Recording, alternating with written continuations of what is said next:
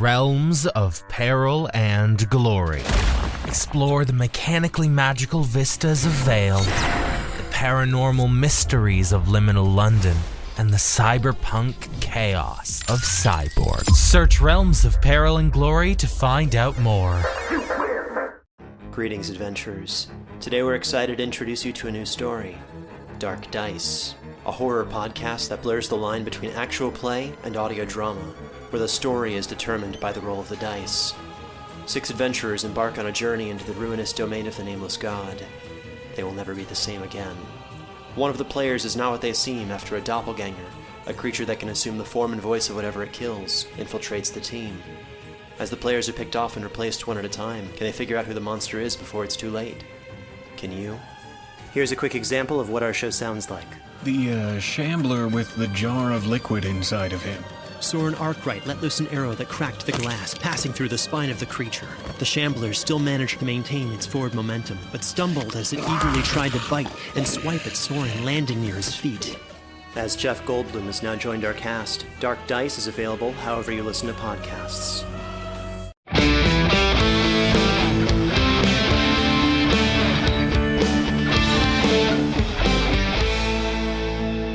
In 2005, 2 brothers hit the road to fight monsters. That road has led them to fighting demons, angels, and saving the world. It's a journey that is taking them to heaven, hell, and back. But they aren't done. Join our journey as we go episode by episode, following the adventures of Sam and Dean Winchester. We break each episode down with the writers, producers, directors, crew, and actors to bring you the behind-the-scenes stories of how this legendary TV series was made. That guy right there, that's Rob Benedict. He played God and Chuck Shirley. Hey, and that guy there, that's Richard Spade Jr. He played Gabriel, Loki, and the Trickster. And P.S., he directed a bunch of episodes, too. Now, while we are insiders, we're also outsiders, because we're not experts. This is our first time watching the entire series, all 327 episodes. Rich and I have met many of the fans at conventions around the world, and we are deepening our understanding of why you all love this series so much. Because it's really good. Yeah, it is. Now, listen. There will be spoilers, so consider yourself warned. And thank you for joining us on this trip we call Supernatural Then and Now.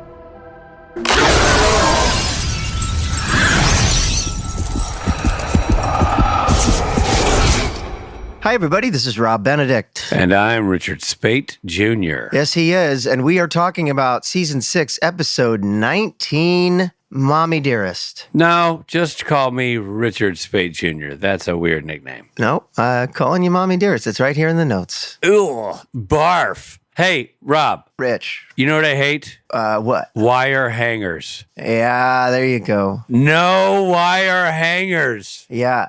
That's a reference from the movie Mommy Dearest. It seemed apropos, it does, given the title of the episode. That's good. Yeah. Before we get more into that, be sure to follow us on YouTube and Instagram. We post video clips of our interviews and lots of fun stuff like that. And when I say us, I mean SPN, the podcast. And to see select full-length interviews on video or participate in our live streams, be sure to subscribe to us on Patreon. That's SPN Then and Now. Not Rich and Rob. Oh, you can follow, Rob Benedict, too. Follow Rich Spade. I mean, while you're there, you might as well look us up. We're there. We're on there. Here, you can follow us and be a part of our live streams, or you can follow Rob and check out his golden streams. Yeah. I assume he has some sort of fetish video account going. Yeah, sure do. So thanks for that. And hi to my mom, who might be listening. Okay, Mommy Dearest. Are we ready? Yeah, man. Why don't you do the thing you do, which I like to call summarize. All right. Eve approaches a bar. Remember Eve? By the way, Eve. You love the Eve. Be nice if she could throw a robe on. She's just like walking around in that white nightgown. Okay, prude. Grandma. I'm sorry. And what's with the bikini? How about a one piece? Sorry, gross old man. How about that Eve? You're like every guy in that sports bar she walks into. Yes, because she's a knockout. Well, she approaches a bar and she sees 2 guys walking out. Her like, hey, lady. And she touches one of them on the cheek. I want to start right now. I thought those 2 dudes were great. Great. And I know that sounds like a simple thing. It was one of them comes back. But just that scene of those guys walking out, I actually rewound it to watch it twice. I'm like, wow, those dudes are really like Good. I think they were kind of improvising guy talk when they, yeah. And it felt real. Yeah, it did feel real. It was a really strong couple of opening lines to a teaser. Yeah. No, he was good. And then the guy that winds up being dead. Spoiler alert. Well, once inside the bar, she gingerly touches people's faces. She even kisses a guy, which made Rich very jealous. Anyway, she turns them into hybrid monsters. We don't know they're hybrid yet. We just know they're monsters. Right. And she locks the door and watches the chaotic feeding frenzy ensue. I mean, they just... You know how you know they're hybrid monsters? Why? You don't have to fill them up that often. You have to plug them in every once in a while. I'll plug you in. Back at Bobby's, Dean is packing shotgun shells with the Phoenix ashes. Now, did we decide this was River, Joaquin, Rain, or Summer? It was summer. Okay. I remember, because it was gotten real hot. They have no idea where Eve is located, and they summon Castiel for help. He doesn't know either. Okay, I'm just going to say right out of the gate. Yeah. That was a super funny sequence. Yeah. Where he's like, I can just call Cass out of my ass, and then he appears like right behind him. Yeah. The Castiel in this episode is really funny. The Dean Castiel banter was like off the charts. And here's my question is, do the writers know at this point that Destiel is a thing? I don't know. We can't talk about the show without mentioning that that's a thing that fans talked about, right? This sort of hidden... Yeah, but were they talking about it then? Sexual chemistry between Dean and Castiel, which may or may not be there, although later in the canon it does become a thing. I'm sure we'll devote a whole episode to that. But the lines, when you're seeing this, you're like, oh, wow, it's all right there. They're playing into it, yeah. Yeah, exactly. Were you in my ass? No, I wasn't. I don't know. I have no idea. I will have to find out if that was a topic of social media at the time. Nevertheless, really, really funny Castiel Dean stuff. Great. I agree. Yeah. It's so funny. Yeah, really funny. So Castiel doesn't know what's going on. They decide to try and work with a monster who might be sympathetic to their cause. So Castiel abducts Lenore. Do we remember Lenore? Only because they showed flashbacks in the episode did I remember Lenore. Exactly. And I did think it was... Exactly. Look, I thought it was really funny. The episode is great, but I did think it was funny that she walks in and they're like, Lenore. Yeah. Oh, Lenore. It's been 8 years. That seems like a reach. I know. And I mean, she obviously is well known and was great on Buffy, and she's a great actress. I did not know that. That's a Buffy actress? Yeah, Amber Benson. But I don't know if it's just so funny. She comes back for one scene. I guess they had to figure out, like, they had to have a friendly monster, right? And so they're like, who do we have for monsters? Yeah. Yeah. Who do the boys not kill or didn't try to kill them? That makes sense. So Castiel abducts Lenore, the vampire from Bloodlust, season 2, episode 3, who lives by feeding off of cattle blood. She says that Eve is in all the monsters' heads. She's unable to resist Eve's orders, and that through her, Eve now knows where the Winchesters are. Lenore tells them Eve's location and then begs them to kill her. And Castiel fulfills their request. He begs them to kill her, not Eve. Right. She's like, kill me. Right. And I think the way Cass did that was awesome, too. Just like, we have time. We have got to go do crap. We got to move this along, yeah.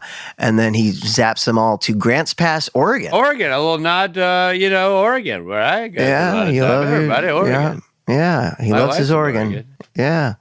However, they can't find Eve because she's able to block Castiel's powers. The boys do some fancy detective work and discover that one of the victims from the opening, Ed, visited a local doctor who subsequently reported it to the CDC. The boys visit the doctor's office and find the decomposing body of Ed in a shed. They go to Ed's home and find a bunch of dead bodies that look like Ed. They suspect they're dealing with some weird shapeshifter diseases. A dying victim is able to tell them about a woman in white from the bar. Aha, they're onto something. By the way, did we ever know what happened to the doctor? Nope. He just is not at work, and then he turns his house over to a bunch of teen dudes. No. Those are like frat dudes that live in a house together. That's not the doctor's house? No. The doctor's house where the little boys are. Okay. Yeah, they go to visit the doctor's house, and the cop was like, hey, what are you guys doing? Like, hey, we're FBI. We're here at the... Gotcha. Did they find the doctor? No. They're like, this doctor's missing. Okay, right. So I remember all that, but we never physically see his body or anything like that. We never see the doctor, just his boys. Okay. Because he never comes home. So Sam, Dean, Bobby, and Castiel check out the bar, and it is full of dead monsters. And upon further examination, they discover that they're all vampire wraith hybrids. Dean names the new category of hybrid monsters Jefferson Starships. That was pretty funny, too. Dude, so funny. Yeah. So funny and continues to be funny throughout the episode. Are they starships? Are they starships? My favorite is one of the funniest things Jared's ever done. Same, yeah. When he goes into the police station, he's like, they're Starships. Starships. Yeah. Just the way he says it, it's great. Yeah. It's so funny. The police arrive and take Sam, Bobby, and Castiel into custody. Dean was able to go unnoticed. At the police station, Sam notices that all the cops are Jefferson starships. He creates a ruckus, and Dean arrives to help kill all the monster hybrid cops. They keep one alive and interrogate it to find Eve's location. They also find 2 young boys, Joe and Ryan, locked in a jail cell. These are the doctor's sons, Rich, if you're still following. Right. Sam and Dean drive them to their uncle's house against Castiel's wishes. He believes they are likely hybrid monsters, but he does it anyway. There's a lot here where they drive the boys, and there's like a warming moment, like Dean and Sam relate to the boys as brothers. And Yeah, I know. I was kind of impressed with that. I'm like, yeah, way to relate to the boys. And then yeah. that turns out Yeah. to blow up in their face. But Also, there's another thing that happens here where Castiel is like, can I have 5 minutes with him? And he goes in the room with the cop Right. and gets the address and just comes back with blood All over on his his hands. hands. But with no powers, just with his human hands, just like gets in there, yeah. gets dirty with this guy. I know we've already gone past this bit, but it's so funny when Bobby bitches about the iPad not being a computer. Yeah, that's funny too. That's great. He's you. That's when I realized Bobby's you. Exactly. Yeah. Then when Cass starts pouting and acts like a big baby, that's when I realized he was you. Exactly. But it was, that was funny too. and when Jared goes, I think you hurt his feelings. I think you hurt his so feelings. funny. Yeah, I laughed out loud. I laughed out loud several times in this episode, and I'm not Me a big too. laugh out loud Me guy. too. And Yeah, it yeah, caught yeah. me off guard, some of these things. Same. Laughed. And it's not necessarily like the funniest. It's just Same. like they're funny little In a weird quips way, and- it was all true to character. It wasn't like an off-brand episode. Exactly. And their dialogue was just really clever. And well, we've made the point earlier this season that sometimes the characters don't seem consistent. And everybody felt very consistent to who they are in this. Yeah. Okay, so Bobby, Castiel, Sam, and Dean arrive at the diner where Eve is hiding. Sam and Dean go inside and discover they're surrounded by monsters. Eve shows up. She's the waitress. Earlier, they have a lunch at this diner, and a waitress walks by. You think, oh, that was probably her the whole time. Oh, yeah, I didn't think about that. Yeah, I guess so. Because it was a weird sort of like, can I get you anything? They're like, no, we're good. I was like, why is that in there? Well, I think it was, Right. kind of, that was her. She explains that she is here to protect her children. To make her point about protective mothers, she appears as Mary Winchester. Best work Sam Smith has done thus far in the show. Yeah. She's great. Yeah. Super clever use of Mary as a character. And again, by the way, I thought Sam was gone in season 1, and we don't see her again until the end of season Much to my 11. surprise, too, That's my what friend. I thought. She's all over this show. Yeah.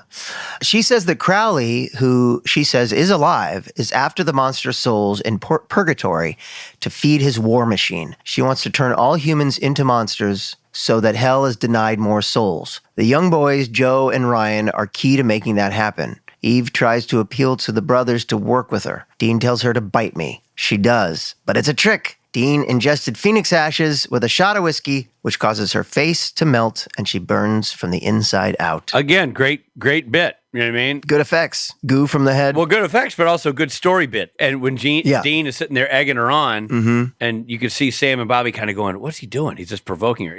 But subtly. They didn't go, Dean! Yeah. Or anything. It was just a moment. And it was effective. It was a gimmick I didn't see coming. It wasn't a tried and true thing they've done a bunch. Right. It was good. Well written. So Castiel, now no longer suppressed, sends out a white blast, killing all the monsters that surround them. All the starships. All the starships surrounding them. And Sam and Dean race to get Joe and Ryan. There's also another funny line. Bobby's like, we got to take you on more monster hunts. Like he just zaps the entire room. Yeah. So they go to find the boys, where it turns out Castiel was right all the time, that they shouldn't have done that No, they with the shouldn't boys. have. But that's not why Castiel was right. Do you think Castiel knew that the little kid was a starship? Well, we don't know, because this episode ends in a kind of a cliffhanger. We don't know what side Castiel's on right now. So Sam and Dean race to get Joe and Ryan, but they're already gone, and the clues point to the work of demons. Right. So they're gone, meaning they're dead. Right. And there are demons there. So Castiel returns to the diner and is berated by a very much alive Crowley for messing up, quote, the plan. Dude, messing up the plan. What's this mean? What's going on? What is this? I don't know, man. It does make you wonder. Well, you can't trust anybody anymore. No, you can't trust anybody. I mean, we know we can't trust you, and we can't trust Lord knows Castiel now. nobody would trust you further than they can throw you. We never know if Sam's real Sam or Hot Sola Sam. Yeah, nobody can trust you not to hit on Sam. That's right. We can't.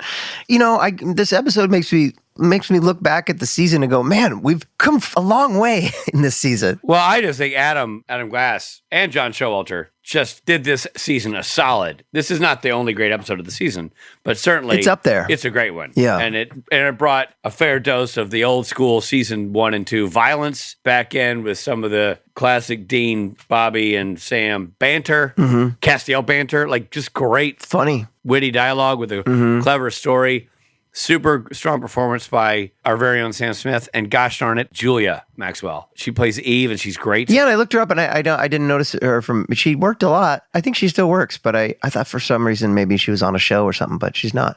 She's really terrific. Yeah. Yeah, there's something about her look. She looks like, I don't know, all-American. And they did a good job of, yes, from the effect part of it, but the actresses also did a good job of being each other. You know what I mean? Like, Yeah. when you go from Eve to Mary and then Mary back to Eve, both those transitions are great, not just visually, but performance-wise. Yeah, I agree. Like I said, I feel like this episode made me look back to the beginning of the season and like, man, we really come a long way from like Dean being married and Sam being soulless. Like that was this season. Oh, yeah. Come a long way, all for the better, by the way. Yeah, I really felt like, okay, this felt like Supernatural of old. And, you know, this whole season has not felt that way. Just a few episodes, but this was definitely up there. I laughed out loud. Like you said, the writing was great. And the whole bite me thing was like, yeah. And Yeah, and I just thought he was being obtuse, you know? Yeah. Like I didn't know he had a point. Yeah. And it was really well done. Yeah. Well, you want to talk about, let's do it. I guess we should get to it. Arr, arr, arr. Rob and Rich. Ratings. Here's what I think. I thought the episode was great. For my taste in television, it hit every button there. It checked all the boxes because I loved the banter. It was just so funny. From the second Castiel shows up right behind Dean, their shtick was gold.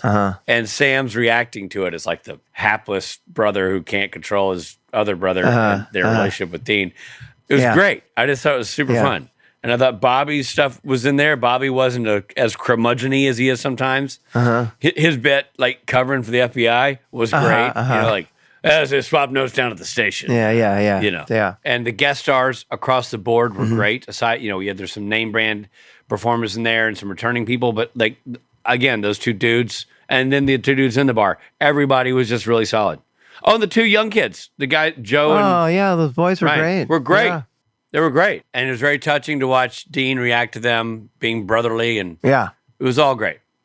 That's another thing I didn't see. When she said, "You've been with one the whole time," or "You've been around one," I was thinking, they got to cast. That's what Cass is acting so weird. Yeah. Me too. And it was a little boy. I just didn't see that coming. Me too. You know, Adam wrote a great episode, and John did a great job directing it. It really balanced the humor and the drama well. Yeah. I just thought it was an outstanding episode of television. And for that reason, I'm giving it a Stapleton. Wow. You want to know what I thought, or? Nope. Okay. Thanks for listening, everybody. I'm Rich. That's Rob. Roll credits. Well, I disagree. I really liked the episode. I thought it was funny. Yeah, the characters, it was a return to form for all the characters. And Return to form is the way to say it, Rob. Nailed it. Again. Yeah, Adam wrote a great script, and it was well directed by John. And I honestly, I like just sitting by myself, By yourself, buddy. cackled a couple of times, like really, really funny. All by yourself. Solo laughter. You're such a jerk. Did you watch way in advance? Like, do you watch yesterday, or did you watch right before we start? I watched yesterday, and I usually watch the night before, but I watched yesterday during the day. Yeah. You? Yeah, I watched it this morning, and it's just like, what a pleasant surprise. Because usually if I watch in the morning, that's not the best time to watch it because you're a little sluggish. Sure. But this was just a solid, Good. That's good to know. solid episode. That's always good to know. It puts Rich in a good mood.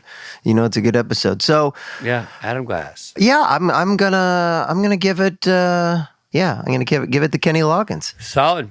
This season deserved a Stapleton-Loggins combo. Yeah. You know what I mean? Like, this has not been flush. We had French Mistake. We had the French Mistake, which was up there, right? I think we gave that one up. One thing that did exist in this one that seems to be a runner, and I don't get it. There was another little montage. Did you notice? Like of him putting, and I'm like, season 6 loves them some montages, man. Yeah. I love the old passage of time. Yeah. Well, good job, episode.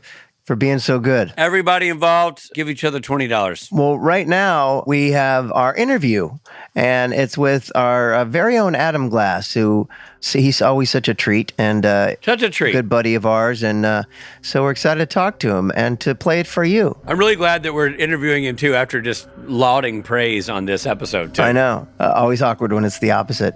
Okay, well, here is our conversation with the one and only Adam Glass.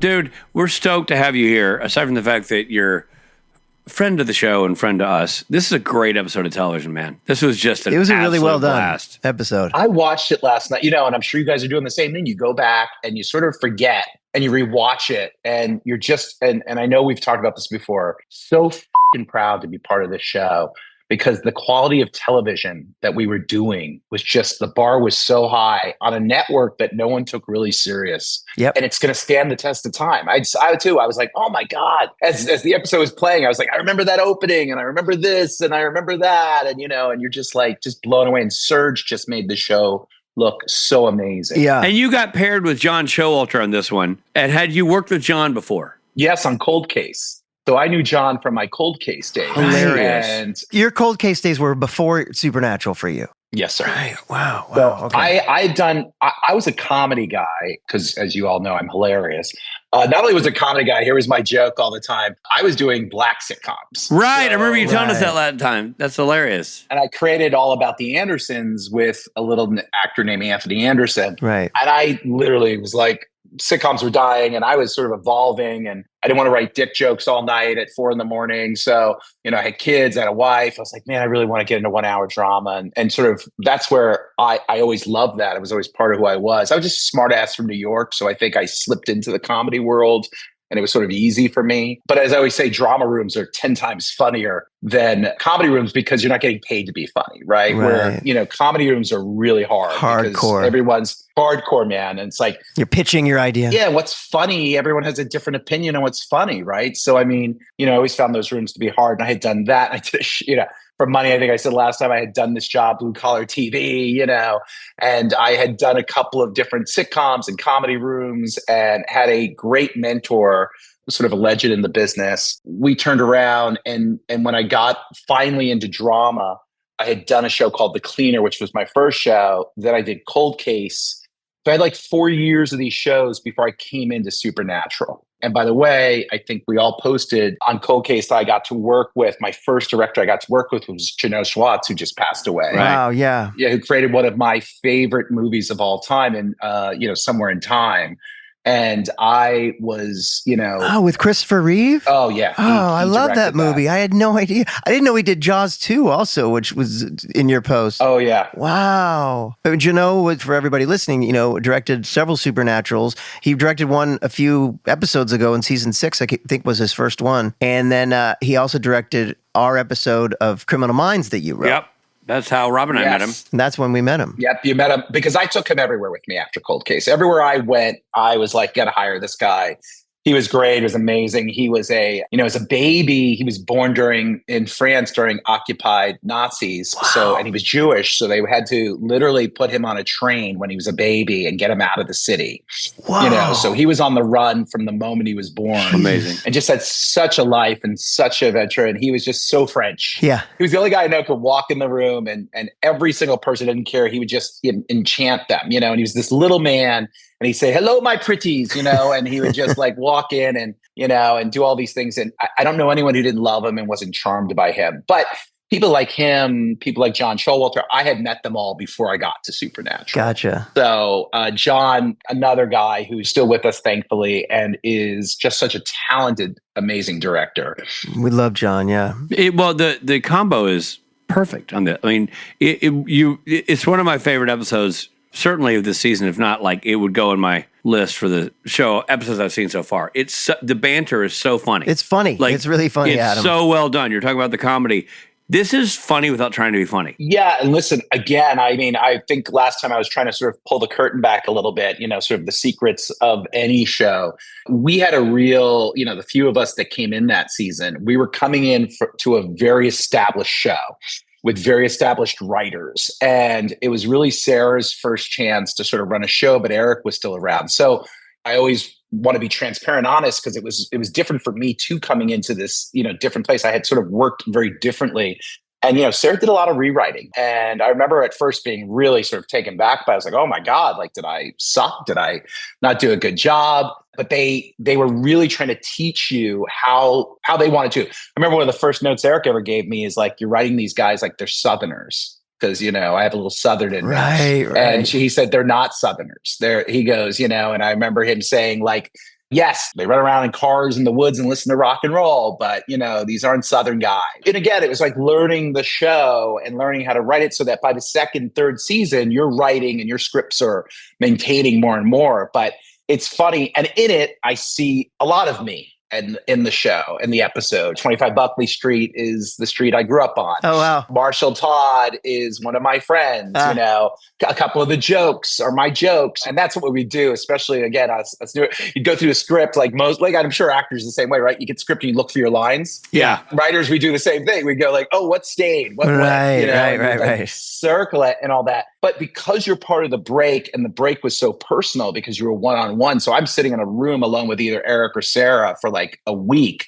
breaking with it. Your DNA is all in there and everything like that. But they would definitely do a lot of rewriting. And again, the sense of humor is always there. The thing that I really stuck with me with this episode, though, which is what I think was great about this show, was how many people in the middle of an episode would stop to do this emotional story about these two boys that are a reflection of Sam and Dean. Yeah. And they're going to do this. And Cass has this great thing where he goes to them and he says, these are only two boys. There's millions of lives here. And they're like, I'm going to save two boys. I'm going to save two. And then, of course, in supernatural, way, we're going to put it right in your heart, and stick it right through your gut at the end. But to just stop to do this emotional moment, because, that's like, by the way, that goes against every writing 101, because they would say, this isn't the time. Your story's moving forward.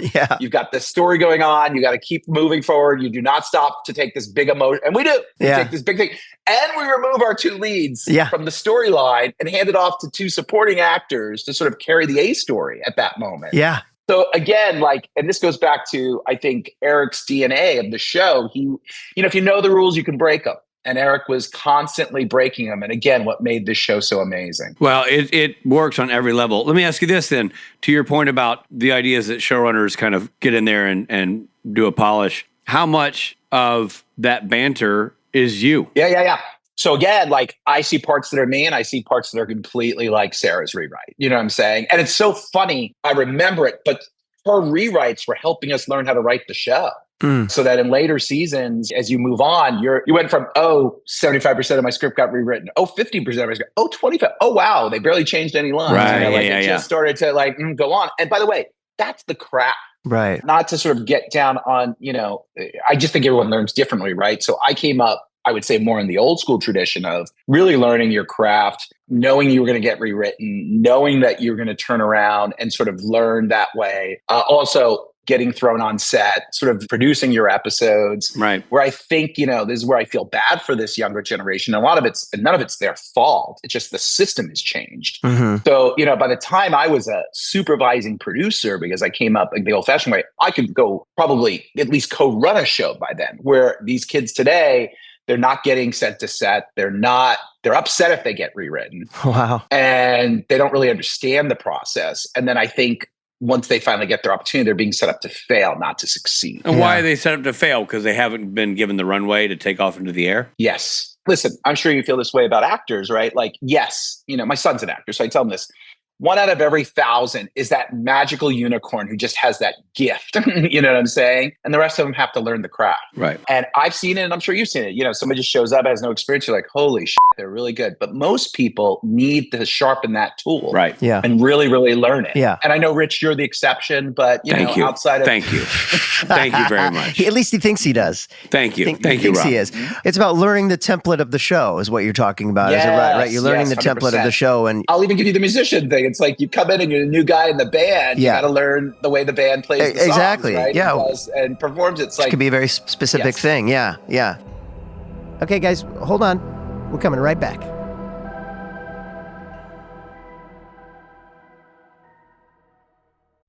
Welcome to the ultimate social deduction game, Blood on the Clock Tower. The evil team must stalk the streets at night, hunting down members of the good team one by one. Meanwhile, the good team must outmaneuver the evil team using their unique abilities. I'd like to kick things off by telling you all that I'm possibly the demon. Our players can mislead and manipulate others with absolute freedom. I didn't like hearing my name in the same sentence as demon. That was very upsetting for me. Emily and I will be your storytellers, guiding you through every labyrinthian twist and turn. How are there so many evil players in this game? What's happening? With guests from No Rolls Barred, the Pandemonium Institute, and Oxventure, you won't be able to stop listening. Go to realmspod.com/clocktower to find out more. Hi, I'm Sarah Gabrielli, and I've traveled to every single lesbian bar in the country for my podcast, Cruising. Each episode of Cruising features a different space and tells the stories of the humans that run it and the humans that call it home. You can listen to Cruising on Apple Podcasts, Spotify, or wherever you get your podcasts. Season 1 and 2 are available now, so be sure to binge them before Season 3, which will go beyond the bars to queer bookstores, farms, peace encampments, and more, premiering February 4th.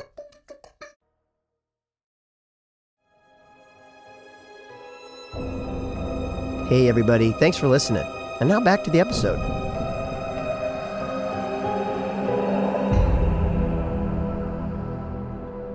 So you got a great script here. You're breaking this idea with Sarah and Eric. At what point do you guys decide, hey, let's kill the big bad of the season early? You didn't drag this out till... Yeah, normally that's like an episode 22 thing. Yeah, again, I remember I couldn't tell you, and I carried so many lessons from Supernatural into the rest of my career, but I remember being in the room and Kripke would always say to have them smoke them, which is, again, another rule. Like TV was always sort of like, pace it out, you stretch it out, and it's a slow burn. And Kripke had a completely different way of looking at that, which was, you just keep throwing it at the audience. Twist, turn, boom, boom, boom, boom.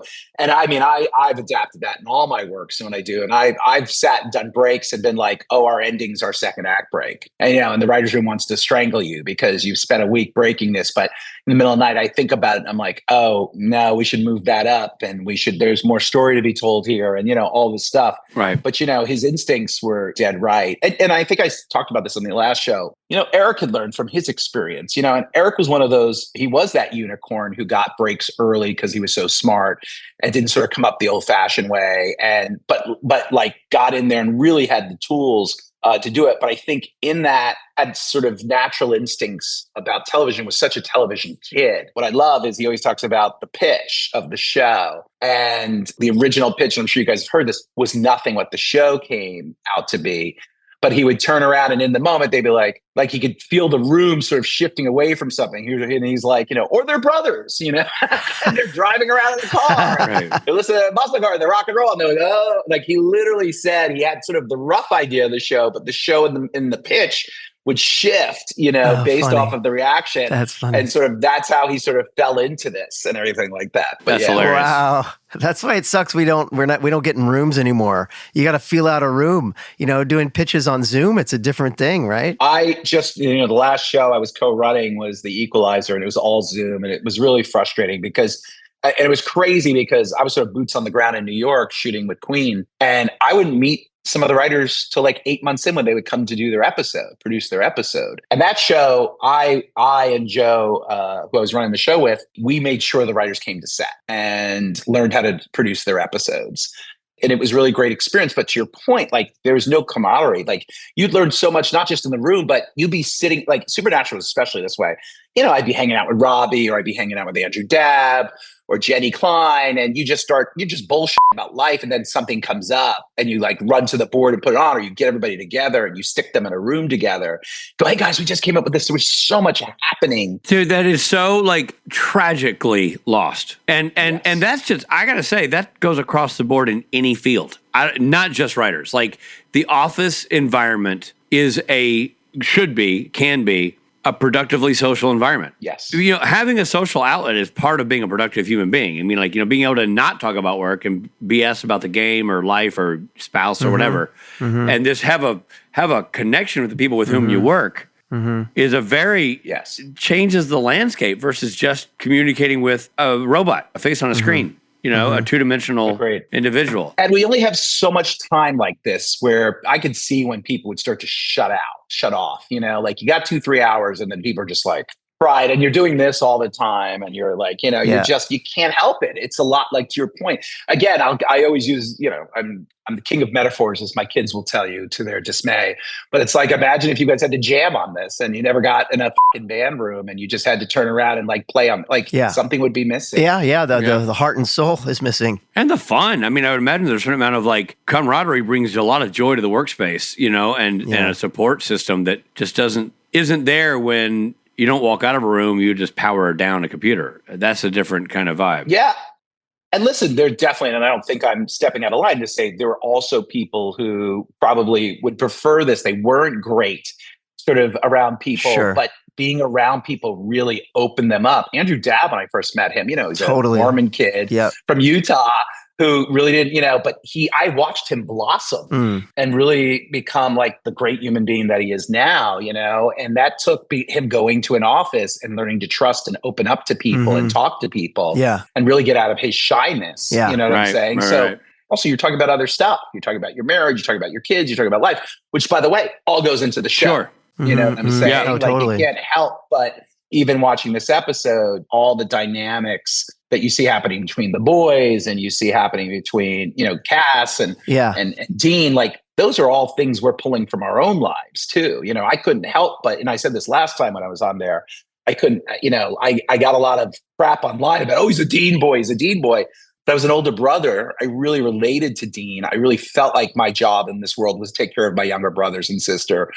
So I did relate to him. Didn't mean I didn't like Sam. In fact, I think Sam's great in this episode. It's one of my favorite. I was before you came on, we were talking about the episode. I'm not kidding. I just absolutely loved the banter in this episode. It was so great. Like laugh out loud. So on point with character, but still funny. Yeah. And it was great. And Sam's, one of my favorite parts was Sam going, I think you hurt his feelings, which was just so funny. and also, looks out the window. When Sam goes, oh no, they're all starships.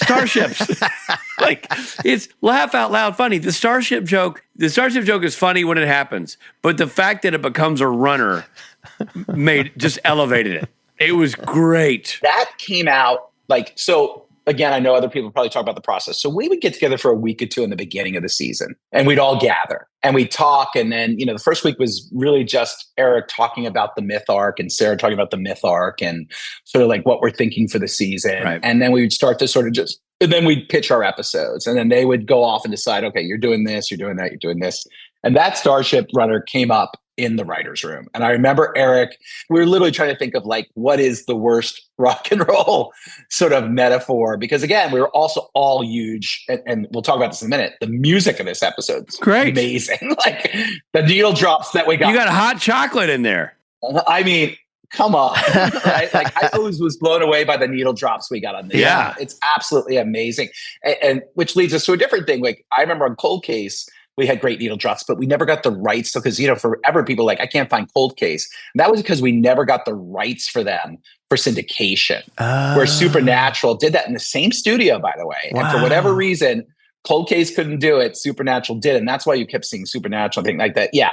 So the drops were amazing, but that whole starship, that was Eric's joke in the room. And we were just laughing hysterically, about it. And then it became part of the show. And again, that's the camaraderie of the room and us all sitting around and laughing and joking about something. Yeah. And then it goes into the show. That's so funny. Hilarious. So let's talk about the starships for a second. The hybrids that are like vampires and also wraiths. Like, was that something that you guys wanted to introduce at some point, and this was the episode for it? Yeah, I mean, I can only go on my own memory, but I remember that we were just talking about, like, she's just playing around. She's playing God with monsters, and she's making these things, and she's trying to see, Eve is trying to basically put something out there. And it's all experiments. Part of that experiment is a lot of these things are going to fail, right? It obviously didn't make it in there, but like the example was the platypus. It's like, what's a platypus? What's God doing? It's a beaver, but it's got duck. It's like, yeah. So, it was like that kind of idea. Right, yeah. So what is this, episode 19 of the season? There's 22? Yeah. At this point, do you guys know where season 7 is going to go? Do you have any concept? Or are you just worried about, hey, let's just get this ship. train back to the station and then we'll figure it out? This first season was, I always want to be transparent or anything like that. You know, you're coming to the end of your first season. You're like, am I going to get picked up for a second season? Right. Like, Sure. You don't even know. So you don't even know if you personally have a job. Yeah, next exactly. season. Is the show coming back and am I coming back with it? Right. You know? Yes. And I think I remember when I took the job, and my agent at the time at William Morris, which was Endeavor at the time, said to me, this show's probably one more season and done. Like they really thought like I was getting on a clunker. They couldn't believe I turned down like NCIS, was it New Orleans to go do this show? They thought I was absolutely out of my mind. And then the luck was that it was the start of a little something called Netflix that was replaying the show. Again, Supernatural, like it just comes along at the right time. WB goes down, it goes on to the CW after the first season, which I would say it's first lucky save. The second save is, I'm sure Eric and Sarah and all them talk about this. They thought every year was, are we going to get another season? So we all went into it thinking, well, 6 could be it. We don't know. Right. And then basically the show starts replaying on Netflix and our audience goes up, on CW because people are finding it there and then coming to the CW. So all of a sudden, I do remember like, we're going to get a season 7 and everything's going to be good. And then the next thing, of course, is, am I going to get a job? Am I coming back? And I remember right here at the side of my house, which I desperately needed the job because I was trying to remodel my house and I had these little babies and all this stuff. And I remember getting the call from Sarah and Bob and like my heart stopping and like, what's going to happen, and they said, hey, we'd like you to come back next season. And you're like, oh, wow, thank God, anything like that and stuff. So it's a long way of saying like, I had no idea like what the plans were next season. I was a little more honestly concerned, like, am I coming? Yeah, right. That was the only, the cliffhanger will be, does Adam survive? Yeah, that's an interesting, without knowing from the creative point of view, without knowing if it's coming back next season, are you going, well, I guess let's write it as if this is it. You know what I mean? At what point? There was also that, like you always wanted to give the fans what they deserved. Yeah, an ending. Yeah, and listen, maybe they had a little hindsight and they weren't letting us know beforehand, but I do remember Eric sort of sitting in the room and always sort of saying to us, like, we got to always write it like it's our last season. Like, you just never know. And I know from his past, like he had felt, when he did Tarzan, it got pulled out from underneath him and everything like that. I think Supernatural is really, and again, you'd probably have to ask Kripke this, but I think a lot of Supernatural was birthed out of all the things that went wrong on Tarzan for him. And he was like, I'm not going to make those mistakes again. Right. And I'm going to treat this show very differently. Right. And because of that, I think was a benefit to our show because it's why I think the show ran so long and was so great and all that stuff was lessons from Kripke's past. Mm-hmm. Interesting. Well, it's interesting at the end of this season 6 that Castiel becomes the one that's the boys are sort of at odds against. He's a character who's almost written off the show at one point. When did his importance to season 6 materialize? Do you remember that? I give this up to the brilliance of Kripke and Sarah Gamble. I remember us just all sitting around the room. And again, I was saying this earlier, we would have this sort of beginning meeting, everybody go off, and then you really weren't in the writer's room unless you pulled the room together to sort of bounce something. Did that happen a lot? Did people do that a lot? Like get ready together? Well, we'd always have lunch in the writer's room, a lot of us together. So, you were already in there, and, the thing I always remember about that writer's room was we would turn around and we would you'd see this a lot. It always stuck with me. And I remember when I left, I think I actually had them carve out a piece of it and I have it somewhere. Ben would draw these unbelievable, Edlin would draw these unbelievable pictures of art. Like when he would be writing and pitching, he'd be drawing. That's funny. And most people go up there and draw a stick figure. Ben would draw like a masterpiece, like Demon or something. Yeah. So all I remember is that room being filled with Ben's art. And every time like the assistants, you'd say, oh, erase the board. Don't touch Ben's art. Like just leave that there. Yeah, that's amazing. I literally somewhere I think have one of these where I like cut out. I like when I was leaving the show, I was like, I want that piece, and I have it somewhere in a plastic bag somewhere. I own an Edlund, and that will hang somewhere sometime. But we would be in the room, and then what would happen towards the end, we'd get in the room again for a day or two just to talk about where we're driving this to. Now running shows, we do it all the time too. You grab your number 2 and you just have these conversations before you share it with everybody else. And you sort of get your thoughts or say, oh, we need the room. And so there was always like, Eric and Sarah and Bob were getting together and having these conversations. And then they'd call the room together and say, hey, we're thinking this and that. And then everybody would start to pitch. So again, I think sort of the idea of like, and I would argue it's a lot of shows do this, but we would do it through the supernatural prism of like, you bring everybody together, and then, Jack and what's her name on Cheers, you bring them together. Sam and Diane. Break them up. Yeah. Yeah. It's like, we were doing our version of that, which is every time you fall in love and you think we're moving towards this place, thing, we're going to now sort of shake it all up and everything like that. Right. Interesting. By the way, my favorite joke was, he's not up my ass. And he said, get out of my ass. Dude, that made me laugh out loud. It's genius. It's great. However it all shakes out, man, you shepherded this episode so well. It's so well done. I just love it. I truly think it's so great. That was the other thing about TV writing. And again, I'll keep using the metaphor of the band. Like, it was, what you learned was TV writing. And sure, Kripke is the maestro and he's leading the band, the orchestra, but you are playing your part in the orchestra. It's something that's really important when you're doing a TV show, is to have everybody play their parts. And you have these great minds. And even if it's one idea that you pull from someone that makes the episode that much better, their contribution is just plentiful. And it's the thing that I loved about writing, because I had come from features where I sat in a dark room by myself and wrote long and dark hours and smoked way too much weed. And then all of a sudden, when I got into television, I was like, oh, this is awesome. And I can't smoke as much weed or I'll get fired. But I'm basically going to come in this room and I'm going to actually talk to people and get out of my sweats, or at least take a shower at the very least, and sort of like have that collaboration with people, which is what I loved about TV writing and continue to love about it. Well, I tell you, you're a gent the way you bring your origin story into this and the story of the room, but I think you're overly humble, modest. I think you're a very talented guy, and a lot of that talent's on display in this episode. It's just great. 100%. There's so much life. There's so much humor, and it's all true to character. I mean, sometimes you see some episodes, and it's not to slight anybody, but some episodes, the characters aren't quite who they are, and it somehow kind of misses the mark. And then there are episodes like this where, like, there they are. That's there they are. Exactly right. I said it brought back what I loved about seasons 1 and 2. Like the monsters were effing monsters.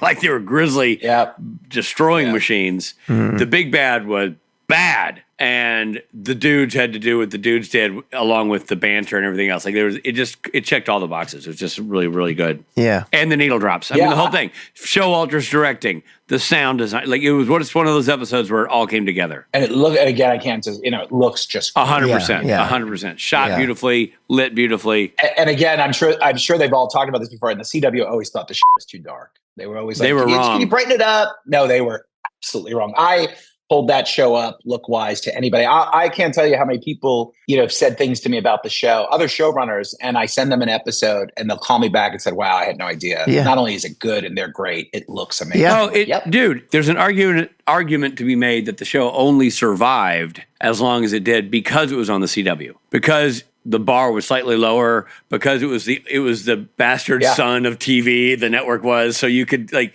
they were doing different things, whatever. But if that show had been what it was on HBO or on one of the big 3 or big 4, those guys would have been movie stars after season 4. Yes. That's not taking away from their stellar careers already. But I'm saying that show, flying under the radar, enabled that show to go as long as it did. Yeah. And again, you know them better than I do. I'm sure if you ask both of them, they learned so much on that show and grew so much. And watching both their careers now, and CBS seems to love them, and Amazon obviously loves Jensen. To see what they've matured into and who they've become. I still see a lot of Sam and Dean in them, and that's in the best way. Compliment, to them. Yeah. We always used to say, Jensen could do comedy, he could do dark, he could be serious, he could make a turn. I remember the first time meeting him, and I was going up to set, and he's like, "Hey, nice to meet you, buddy." And you're like, "Oh, where's the Dean voice? Where's the Batman voice?" I remember Robbie Thompson and I talking about this because Tom, he just loved it, and he was like, "Yeah, he's not Dean." And I remember bringing my son up there, and he must have been 7, 8 years old, and he was just so in love with the boys, and everything like that. I have some great photos somewhere of them where he's little, with them, and now he's their size, and so he looks like he could be a Winchester. Oh my God. And I would always, Amy Reisenbeck's a friend of mine at CBS, and who's now the president, and she loved the show, and she loved those guys, and we would always talk about them. And so again, just to see their evolution and what they're doing too. But at the same time, that beauty of being able to just work on your craft and continue to grow, like you're saying, under the radar was I think the blessing of the show for everybody. Yeah. So true. I mean, look at what an amazing director Phil becomes, you know? Oh my Like, God. look at the work. Yep. Look at the work he's doing. Yep. You know, it's Yep. just, it's amazing. And nobody knew who he was, you know what I'm Yep. saying? And he was, you know, writing post for us and he got to direct some episodes. And I would argue in the genre, he's one of the best directors out there. I 100%, you would Yeah. not get pushback from us Yeah. on that. That is so true. And Showalter, I'm a huge fan of Showalter's directing. Yep. And Jeannot, going back to, you know, this show attracted feature level people to come direct on it. So many great directors. Yeah. You know, so it's just another notch in your belt, my friend. Great episode of TV. Thank you. And thank you for a great interview. Thank you for coming and having these behind the scenes conversations. I'll tell you right now, I didn't know that you'd be breaking a story for a week. My point being, I'm learning stuff every time we talk to you guys because, like, I'm a veteran and I don't know these things. I kind of thought the story break happened, like, over coffee and then you moved on your own. I didn't know it was an ongoing process. So that's fascinating. Oh, yeah. Yeah. And again, like every room is different in how it operates. And what I thought, and it was definitely took me a minute to sort of get used to it because I was used to going in a room every day and you broke in a room 5 days a week and you were in there for 10, 12 hours sometimes, you know. Supernatural was very different in that way. But that one-on-one really taught you a lot. Like I didn't realize that first, second season how much I was learning because you're getting that one-on-one time. You're not in a room and you're getting that one-on-one time with the showrunner.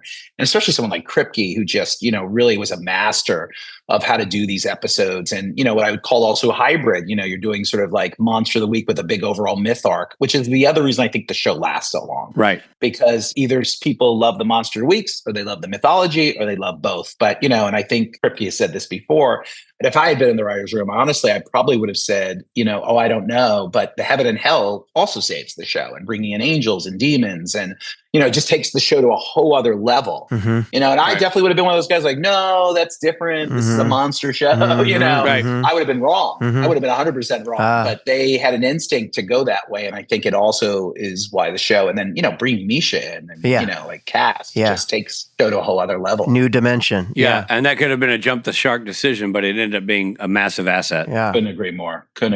Well, thank you, Adam. Thank you so much, man. Really appreciate you. No problem, guys. Appreciate you. And thank you for doing this and keeping the show alive. Yeah. Giving a chance for everybody to talk about it. Yeah. Because, you know, it's like, it's been a while. So I think in some ways, this is all our therapy. Yeah, you're not wrong. Totally. We never had a rap party. So this is it. One by one talking to one everybody. big rap party. But come back and talk to us again when your next episode comes up. No, 100%, man. I would love to. All right, man. Thanks, buddy. Hey, this is Jeffrey Dean Morgan. We are going to take a quick break.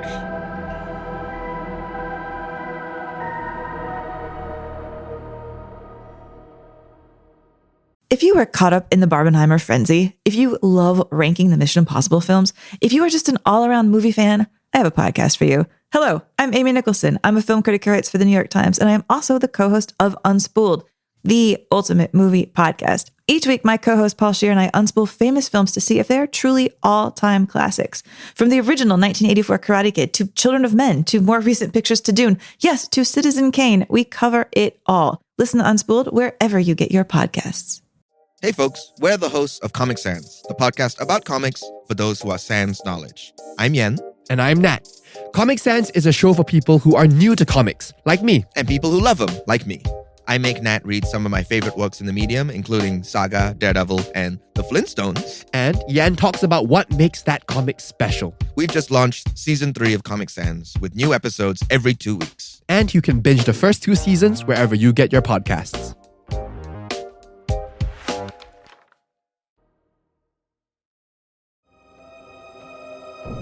Hey, it's Jeffrey D. Morgan again. Welcome back to the podcast. Hey, that was a great interview. I love Adam, and I love that he's prepared and he tells great stories. It was great. As I said at the end of that interview, even I was learning stuff in the middle of that. Yeah. And, you know, that was just great. And a great episode, and I loved his honest Even you. walk. Even you. Even I enjoyed it. Even I learned. And you know everything. I know everything. You know why? Because I'm 1,000. Well, do you know the mythology of this episode? I don't, but I will after we do the segment called Mythology, Mythology, Mythology, Mythology. Okay, hybrids. They never work. They always mean trouble. Exactly, except for my Prius outside, which runs like a top. That's right. That's what's a Toyota. Toyotas are well-made cars. And here are some of our other favorite instances in pop culture where building hybrids went south. Richard? Number 1. Jurassic World. The Indominus Rex was the first to blend the DNA of raptors, the T-Rex, cuttlefish, and many other creatures. It led to the destruction of the relaunched theme park. Does JC still call you my little cuttlefish? No, but she does say, I'm going to fillet you. Said it hot the way you said it. Number 2, The Island of Dr. Moreau. Oh, I love that movie. Great movie, great book. The Doctor's creations of animal-human hybrids eventually revert to their animal instincts. The main character, the shipwrecked Edward Prendick, is thought to be crazy when he returns to England, so he pretends to have amnesia. No more House of Pain. Now, which movie are you talking about that you like so much? Island of Dr. Moreau, man. Love that movie. I know, but didn't they make a couple of the different versions of that movie? Yeah. I think there's an old black and white one. Then there's the Michael York version that was in the 70s. That's the one I saw multiple times with Richard Burton. And then there's the Marlon Brando, which is a little more eccentric. Right. But man, I love the 1970 ones. No more House of Pain. And then I also love the band that called themselves House of Pain, which I was like, nice Island of Dr. Moreau reference. Oh, wow, look at you. Yeah. That's a fun fact woven right into this mythology. Yeah, man. Number 3, Richard. Godzilla. Rawr.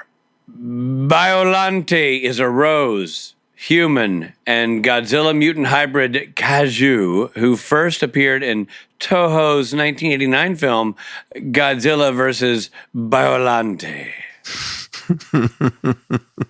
Space Godzilla, this is sort of 3B. Space Godzilla was created when Godzilla's cells were cast into space and fell into a black hole. They started to assimilate with crystalline organisms while rapidly evolving, the final result being, of course, Space Godzilla. Of course. Now, both of those instances were bad for Tokyo. Yeah, bad for Tokyo. I haven't seen a lot of I know there's like Godzilla -1 and some other recent Godzilla movies that get great reviews that people are like, oh, you got to watch these movies. But I haven't seen them yet. Have you seen any of those? No, I haven't seen. -1 is supposedly really good. Yeah, I know. I got to check some of this stuff out.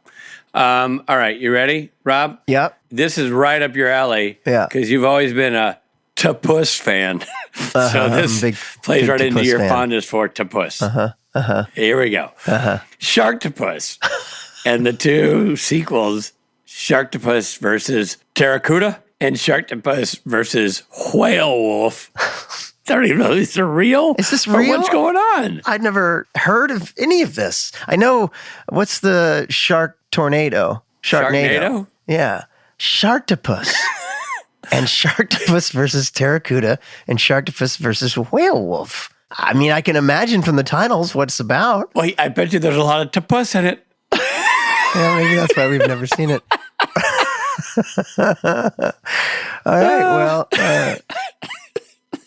Well, that's a lot of fun, but I'm not sure they're factual, so we better switch gears and go to fun facts, fun facts, fun facts, fun facts. It's good that we switch gears. Yeah.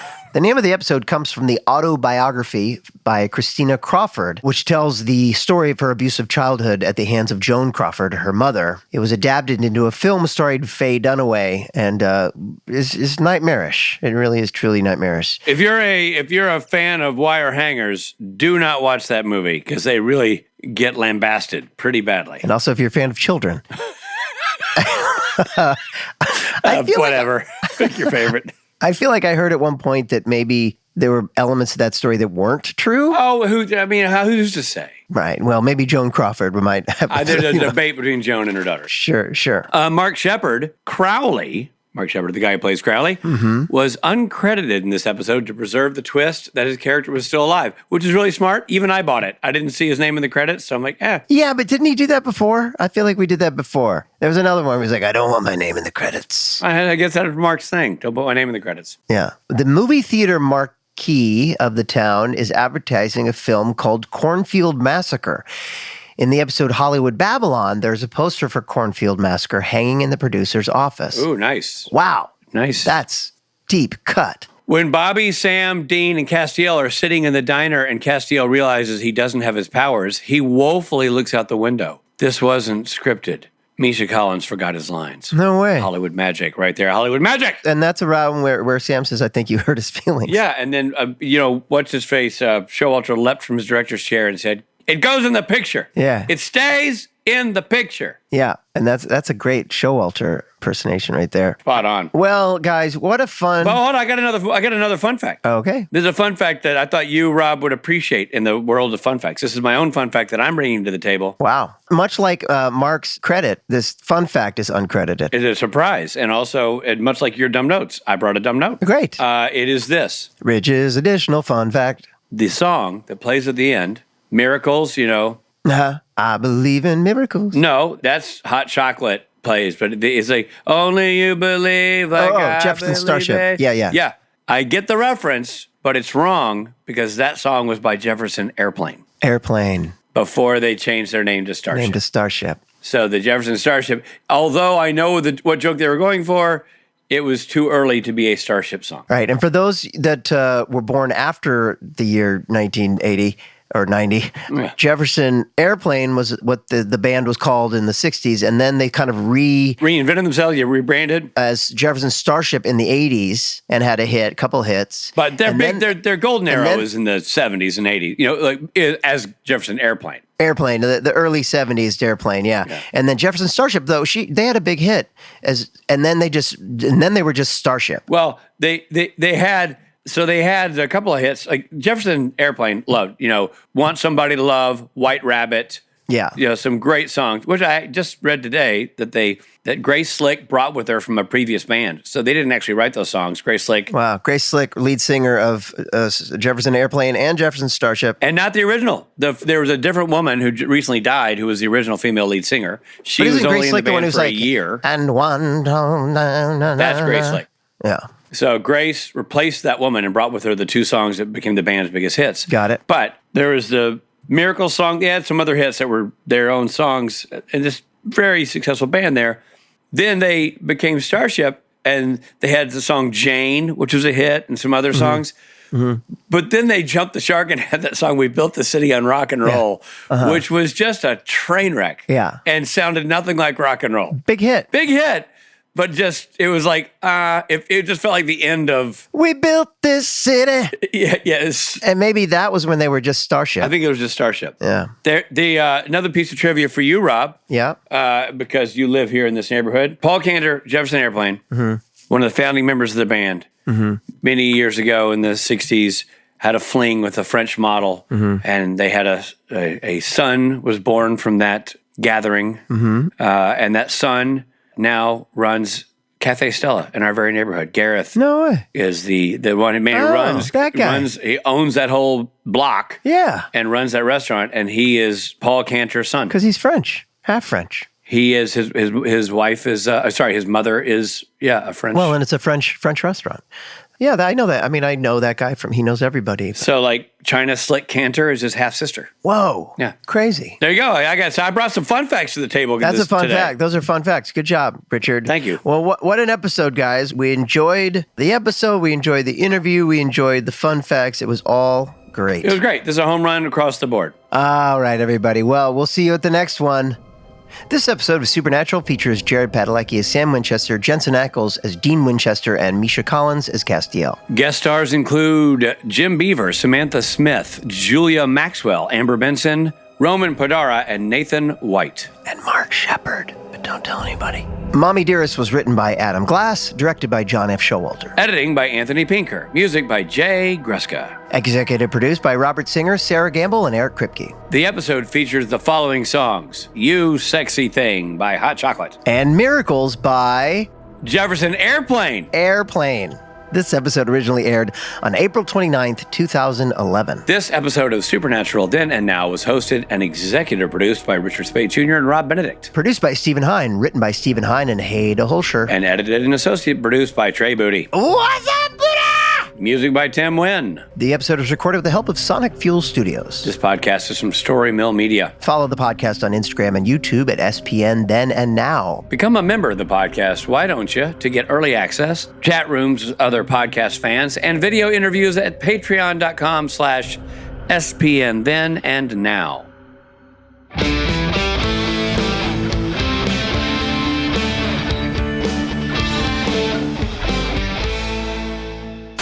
I mean, are these are movies, Steve? Sharktopus is a movie. Oh, no, that's not Steve. He's mated with an octopus. That's Steve-topus. You had me at topus. Hold on. My mouse. Ugh. I hate mice. They're better than a rat. Is a rat. All right, here we go. Lenore tells them, Lenore, who now in my notes has a name, is a spelling change. She was Lenoir. Lenoir. They suspect they're dealing with some weird shapeshifter disease. Shapeshifter, you mean? Yeah. What did I say? Not a shapeshifter. Shapeshifter? Oh, you're on mute, Richard. Why was I on mute? Why were you? Oh. Hein, did you mute me? No. Hein? You muted yourself. Oh my gosh, What did you I got muted by Hein. Did you hear me say I don't trust Hein? Can you come back to the podcast now? Nope. I'll see you. You guys carry on. Well, your audience won't be able to see this, but I actually got a gift from Ben that I've always kept too, that I've never lit, but I want to show it to you guys really quickly. It's literally right here. Yeah. Grab it. Yeah. The minute you'll see it, you'll say, oh my God, that's such a Ben thing. This was for my 50th birthday. He gave me this. And you'll crack up the minute you see it, because only Ben. So it's a candle. That's awesome. It's a giant hand. That's a candle that has the wick coming out of the pointer finger for people listening. It's like a creepy hand. It's a very creepy hand. I'm not sure there's a hand candle that it wouldn't be creepy, but that's an especially creepy giant hand candle. Little do I know it's Ben's hand. Yeah, I'm sure. He Yeah. actually had it cast. Yeah. Oh my God. When Janot died, we all got on a chain together. And it was the first time some of us had spoken in a long time. Oh, wow. So it's really nice. I don't know if any of you saw my social media post. Yeah, I saw it. Yeah. I mean, literally the last time I saw him, are we still on? Yeah. We turned around and you had to know Janot, like he was just, like I said, an old school Frenchman, and he just couldn't help himself. He was such a flirt. And we went to Mercado's right down the street from my house, and with my wife, who just adored him. And we had done the prior year or two, we did a screening at my house of Somewhere in Time, invited over about 30 people to watch it, and then had him speak afterwards. And it was a beautiful night, and he had a great time. And it was Rod Holcomb, who was another big TV director, was here, which I thought, who just passed away. Yeah, I worked with Rod. Yeah. Yeah, and Rod came, and Rod was so gracious, and really loved Janot. And I remember the two of them sitting outside, smoking a cigar, talking, and I just listening to these two sort of old timers and sort of like that. So then cut to like a year later or 2 years later, we go and have dinner with him. And I mean, again, he's a Frenchman. He downs like 5 drinks, like it's nothing. And I mean, he's 80 years old at this point, and then we go outside to say goodnight. Now, whole night, he has literally, we walk in and he goes like this. He like pats the thing for my wife to come sit with him. Of course, of course. And he's just like, flirting with everybody and just having a great time. And just it wasn't like, he was just a sweet old man. He didn't mean anything by it. And people loved him. Yeah. Like there was just he wasn't being gross or anything like that. He was just being charming. And then we walked outside and we're sitting out in front of Mercado talking to him. And he just pulls out this big joint, lights it up, doesn't offer it to anybody. And he smokes most of the joint. And he turns around and he throws it down and he goes, au revoir, and just like walks away. And we watch him walk away. And me and my wife, and he walks in a straight line. It's like he was fine. He had 5 drinks. He smoked a joint. He's 80 years old. And he just walks off. And that was the last time I saw him. In some ways, it's sort of the perfect. Oh, my God. That's classic. That's poetic. That's awesome. Wow. Yeah. Was he married amazing. with kids? He was married a few times. Okay. So, Sure. And had quite a couple of different relationships. And what was his thing that he always said that I loved? He'd always say, we're in something disagreement. He'd say in agreement. He would say we're in violent agreement. In violent agreement. Yeah, that was always his line, which I loved. We're in violent agreement. And I think I shared this last time. He did this, and so did the other. It was him, right? Yeah, Janot was the guy who would do the directing thing, where he'd go, "All right, everybody, let's fight." Like he would walk in and you do the, before you do the lights, and he'd get everybody set in where they wanted to stand and everything like that. And he really let the actors pick their space. And when I asked him afterwards, do you just improvise off where they go? And he goes, I stand where I don't want them to go. Yeah, genius. That's awesome. Yeah. Wow. Amazing. That's wow, awesome. I appreciate that story. That's a great one. Yeah. Thank you, buddy. We'll do this again. Storymill Media.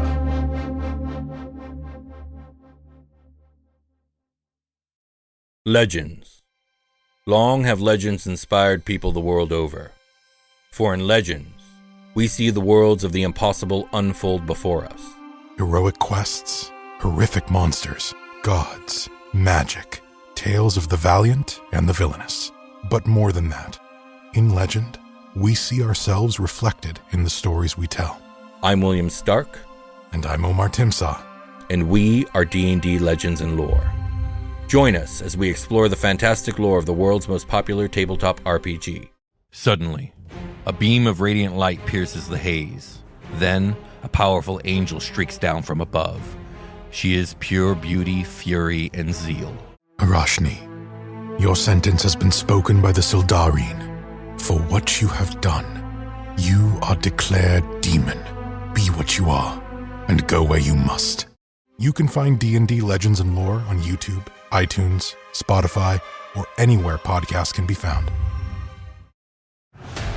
If you want a person dead, you call a hitman. If you want a monster dead, you call Lincoln Franks. But you better be able to pay the price he asks, because Lincoln doesn't work for free. Pay to slay, bitches.